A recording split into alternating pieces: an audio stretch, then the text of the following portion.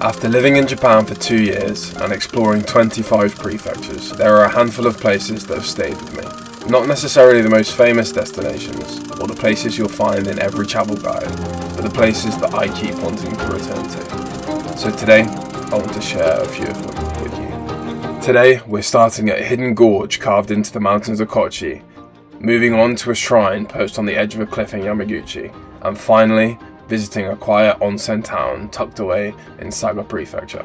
Now, if you haven't already, please subscribe to follow along with this series and many other things that I'll be posting on the channel. Now, you might never have considered visiting Kochi, or even Shikoku. It barely registers on people's itinerary when they come to Japan. But if you ask me to choose a favourite natural landscape in Japan, it would be Kochi. Nakatsu Gorge would be near the very top of my list.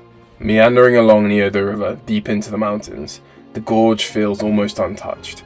And before you even begin the walk itself, you'll find traditional inns, local breweries, riverside cafes, and small onsens scattered throughout the valley. There's so much to see before you even reach the destination that I'm recommending.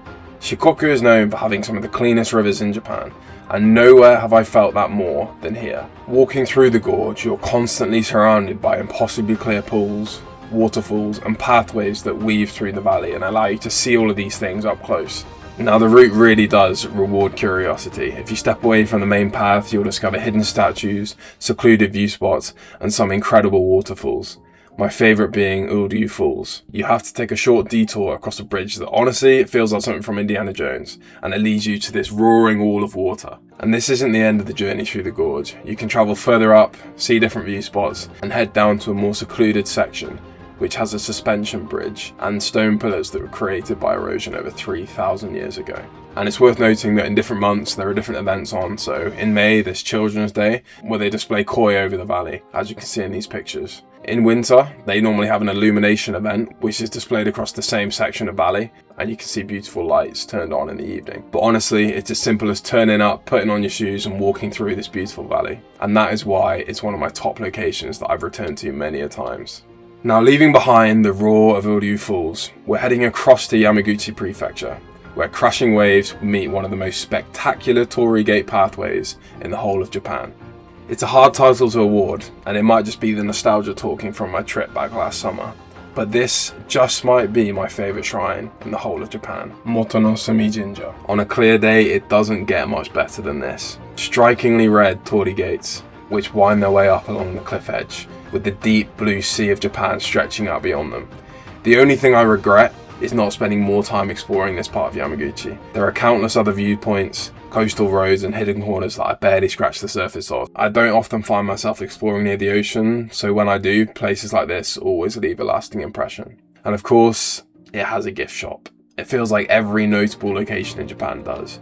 And they've done well with the local produce, custom cookies and refreshing snacks. So yeah, this is my second recommended location. I don't think it's too hard to see why. Let's head on to our final location.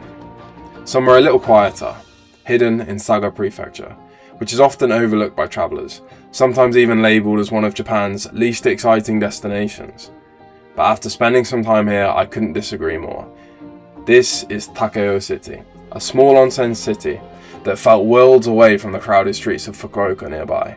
I only spent a night here before heading towards Nagasaki, but it was enough to leave a lasting impression. In fact, if there's one thing I regret on this trip, it's not spending more time here, or exploring Saga as a whole really.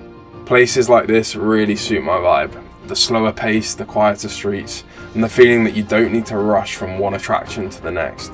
It's probably one of the reasons why I enjoy living in rural Shikoku so much. One thing that I like about Takeo is it's best explored on foot. You can get from one place to the next pretty easily, and I found myself going from this historic onsen building to Takeo Shrine and finally Takeo Library, and it really didn't take too long for me to do.